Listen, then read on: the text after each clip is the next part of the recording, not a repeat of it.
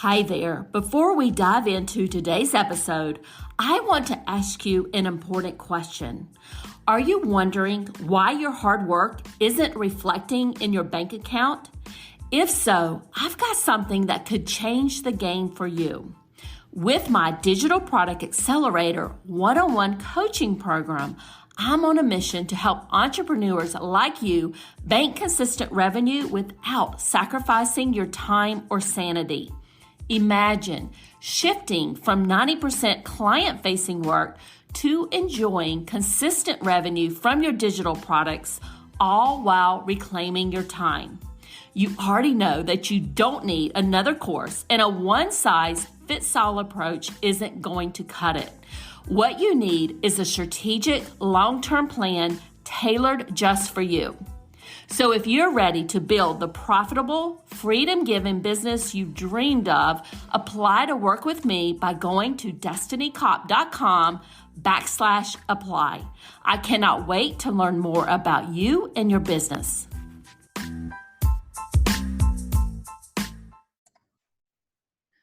Welcome to the Course Creators MBA podcast. I'm your host, Destiny Cop, and in this podcast, we're covering actionable tips to grow your online course business. And I have a special guest with me here today. It's Marisa Corcoran. And Marisa, welcome back to the show. I know we've had you on the show before, and I'm so excited that you're here with us. Yeah, thank you for having me back. I'm excited. Yeah. So guys, let me just give you a little bit of background on Marisa, and then I'll let her go into a little bit more detail. Marisa is a copywriter and messaging strategist that helps coaches and creatives craft compelling copy that attracts clients, makes money, and creates a massive online movement. She's also the creator of the wildly popular Copy Chat Masterclass series, bringing together 20 plus experts in copywriting, business coaching, and online marketing.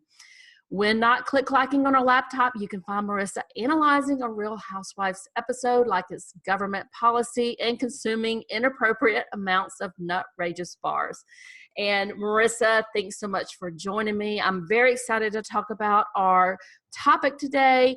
Can you tell, for the people who are listening who may have not heard the podcast when you were on previously, can you tell us a little bit more about your journey and how you got to where you are today? Yeah. Again, thanks for having me back. So I was an actor for a very long time first, and I got my MFA at Harvard University in acting. And when I went back to the city, I didn't, really want to babysit or wait tables or all the things that actors do while they're waiting. And I kind of fell into copywriting. I had a friend of mine who knew somebody who was kind of in this online space and needed someone. And that's kind of how I got started. And slowly, I learned kind of, the tricks of the trade and learning how to do email marketing and websites and started getting more clients. And I found that I really loved copywriting more than I loved acting. So to surprise to many, many people in my life, I decided I was going to, start my own business instead. But the cool thing about that is that everything I learned as an actor at Harvard and I learned in undergrad really applies to what I teach my students and my clients. All the things that you learn in acting about vulnerability, about storytelling, about, what do you want from the person on stage? Like, what's your intention? That all translates to crafting compelling copy that people, engage and react with. So it's served me well. Even though I'm not acting anymore, it served me well. I have to ask you though, and I didn't ask you this last time, but I'm very curious. When was your last acting gig and what exactly did you do? When was my last acting gig? My last acting gig, I think, I could be wrong, was the mom in a Stop and Shop commercial for Christmas. I mean, not for Christmas, for Thanksgiving a couple of years ago, where my line was, I was holding the turkey and I said, this year, I want the best bird for my family and my wallet. I think that was my last thing that I did. Well, I love that. And I know we both live here in Atlanta, and Atlanta's becoming such a mecca for, movies and filming. Do you think you'll ever get back into it to do it here and there? I do not think I will, but one of my best friends, the reason that I moved to Atlanta, she actually is our neighbor. She lives around the block from me, and she's a very well-known Atlanta actor, and now becoming much more.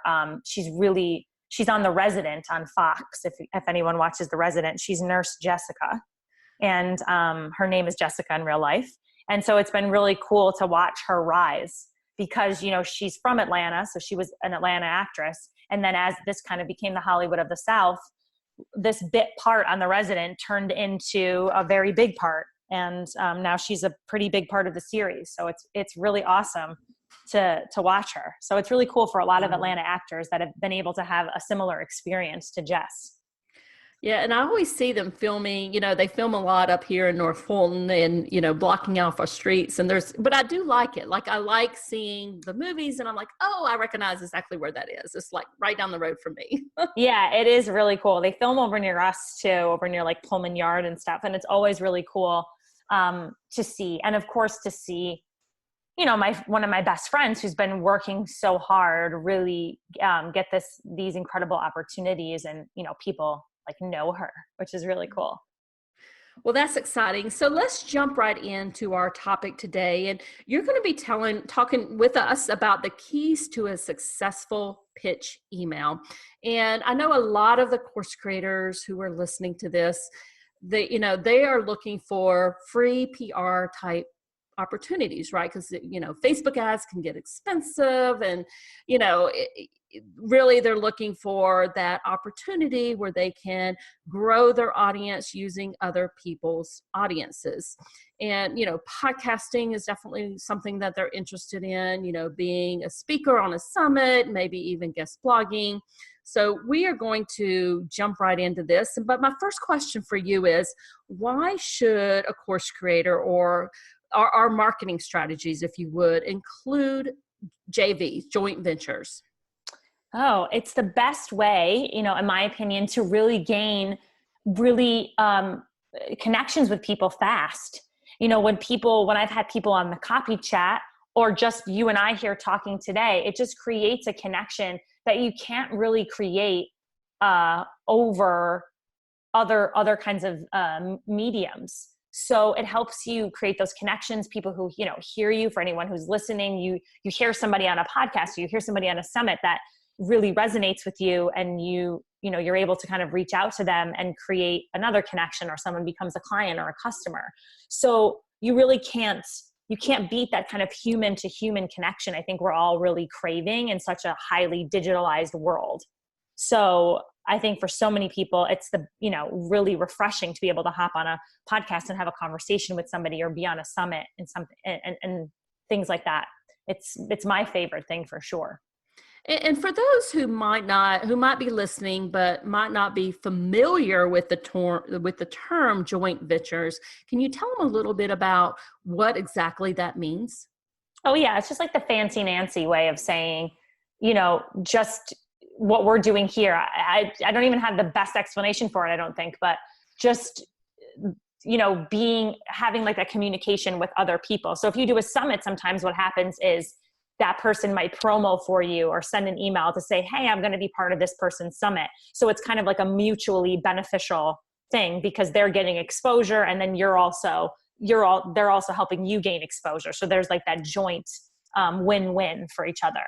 But no matter what it is, I always feel like a joint venture is a win-win, because again, you're creating that connection that you just cannot get, any other way. And I completely agree with you. I mean, I love being a guest on somebody else's podcast and chatting with them and, learning more about their business. And I love, the conversations that I have with a guest on my show. And then, I've also been guest on speakers and summits and, that sort of thing. And I know that you offer what you call a copy chat masterclass series. And something that you lead and put together. And by the way, I have, been through that with you. You might not have realized that. Actually, I think I bought your all access pass. I can't even remember exactly what you called it. The copy chat kit. The copy chat kit. Yes. And I'm so glad I bought that, because I'm still, going through it, even though that probably ended a few months ago. But, can you tell us what are some of the best ways, and I know you have a lot of experience in this, but what are some of the best ways to create JVs, joint ventures? Yeah, I mean, the best way, is to email people. It's, of course, if you see somebody and you meet them out at a networking event, or there's a conference, or you're talking to somebody on social media or something, that's a great opportunity to kind of dive in and speak to them. But a lot of times, if you're planning, like I did for the copy chat, or for you, like having your podcast, there might be somebody that you really want to have part of it. And the best way to get in touch with them is to send an email. And what I find is where people go wrong with that email is they're very general. They open up the email and they say, "Hi, Destiny, I'm a huge fan of your work and would love to feature you on my podcast." And then they just kind of dive into the ask without really being specific. So I encourage everybody who's listening, the next time you write a pitch email, to be super specific. And the way that you do that is, if I say, "Hey, Destiny, I'm a huge fan of your work," calling out one thing that I know about you, or that maybe I've taken 5 minutes to research. I checked out a blog you've written, or I noticed a social media post that resonated with me, or I listened to a podcast.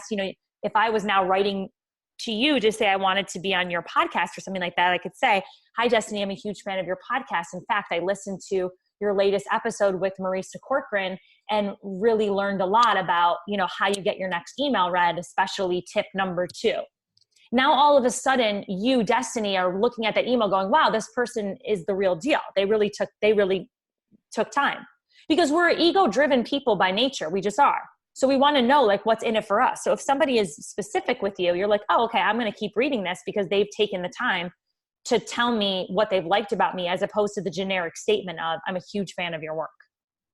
And I love what you're saying there. And I think it's so critical, because a lot of times I get pitched for being on my podcast, and honestly, it's like they didn't even know who my target customer was, which is kind of crazy because it's in the name of the podcast that I only focus on, course creators. But it is so very true that people sometimes just go out and pitch you, and it's like they didn't pay any attention to anything. No. And I know it gets, especially if you're doing a summit, or you have to email a bunch of people, right? You want to get a bunch of people on if a summit has 20 people on or whatever it is. I know that you'll be sending a lot of emails, and I get that it's easy to kind of create a template and just send it. And so I do think that you should create a template, like an outline, but I think that there's parts of the template that need to change each time to be specific for the person. So what happens, people say to me, "Well, Marisa, I mean, I don't have time to look up everything about every person. Like, it would take me so long." And first off, I'd say that, if you really want to create those connections, you have to take the time. But a way to make it easier is to just decide you're going to hone in on one thing. So if someone was coming to your site, click on a podcast and fast forward and hear a part that really resonates with you, that is real. Now, you're not making it up, but a part that really resonates, and then use that as that point of connection, knowing that if you write back and say, "Hey, I'd love to have you on," okay, then that person should do a little bit of their research to make sure they're fully ready. But at least they've created some point of connection with you to start that isn't general. And I know that you are extremely experienced in this, because in your masterclass series, you brought together, it was probably, definitely more than 20 experts in there, and you reached out to them to get them to join your masterclass series. So can you tell us what are some of the keys to a successful pitch email that gets that yes? So you get somebody to say yes to, "Yes, I'll be in your masterclass series." Yeah, definitely. So number one is that specificity. So when you start it off, you can say, "Hi, Destiny, I'm a huge fan of your work. Here's why," and reference one specific thing. That's how you start. Then after that, you let them know, here's what I've put together. So for me, if I'm reaching out to somebody for the copy chat, I would say, "Hey, Destiny, I'm a huge fan of your work. In fact, your recent podcast with so-and-so really resonated with me because you talked about the power of, publicity," or whatever it was. And I referenced something specific. I say, "That's why I know you'd be such a great expert for the copy chat." And then I say a little bit about what I'm doing. As a copywriter for over 6 years, I'm bringing together, business coaches, online strategists, to create, and I say just a tiny bit about what I'm doing. And then I go back to the person and say to them, I would love to have you talk about, and then be super specific about what the topic is, or maybe a bullet points of like 2 or 3 possible topics. So just to recap, you've given a specific story first, like a specific point of connection. You've asked them, you haven't buried the ask. This is another thing that people do. They bury the ask. So right away I've said, here's why I'm a huge fan of your work and would love to have you on the show. Here's why. So I haven't buried the ask. I've given a little bit about why I've created it. And then I turn it back to them to offer, here's the specific topics or one topic I'd love to have you talk about. And then you have to follow it up with a clear call to action. So it can't just be, let me know what you think, or let me know if this resonates with you. It has to be, hit reply and tell me if this topic works for you. Or let's hop on a call and discuss for 15 minutes. Here's the link, and literally give them the link to schedule. A lot of times what happens is they've done all the things right, but then that call to action is wishy-washy. So make that call to action super clear. And then my biggest key, which is my favorite, is utilize the PS. So the PS is the most read part of any email, and don't skip it here. The PS is a great way to come in and have a point of connection that isn't businessy, that is something that really is personal, that resonates with you. And I usually use that as an opportunity to be humorous or be funny. I'll give you an extreme example of it, but you don't have to be this extreme. But there was a copywriter from Australia I really wanted on the copy chat. And I wrote her I did all these things I just told you. And then on her about page, I remember reading that she was a huge fan of Will Smith, of this, actor, singer Will Smith. Well, who isn't? Well, who isn't, right? And I too am a huge Will Smith fan. Yes. And in fact, at my wedding, I rapped the entire Men in Black and Wild Wild West by myself on the dance floor at the end of my wedding. You did not. I did. I 100% did. And Elizabeth, who was on the copy chat, is also a huge fan of these Will Smith rap songs. So in the PS to her, I put, I too am also a huge fan of Will Smith. And I said, in fact, check out this 20-second clip of me rapping to him at my wedding. And when she wrote me back, and she says this on the show, so if you listen in on that episode of the copy chat, which I think is like the second or third, she says that the reason she said yes to being on the copy chat is because of that Will Smith PS. Because she was like, I realized that you were like the real deal, that this wasn't like a salesy thing at all. Like you were a real human. Like you sent me a 20-second clip. Like it's a point of connection. You don't have to do that. Other people I've done, I said, there was someone on the show, her name is Sarah Dan, and I knew that she loved Bethany Frankel's book, A Place of Yes. I also love that book. So in the PS, I said, hey, I too am a huge fan of that book. This is my favorite part. Would love to know what your favorite part is. So you're creating those other points of connection with them that are personal. And you can find that by going to their Instagram, their About page, their Facebook. You'll find something that you connect with. So I love what you said there. I specifically can resonate, right, with the call to action because, I think I'm guilty of this also in my emails.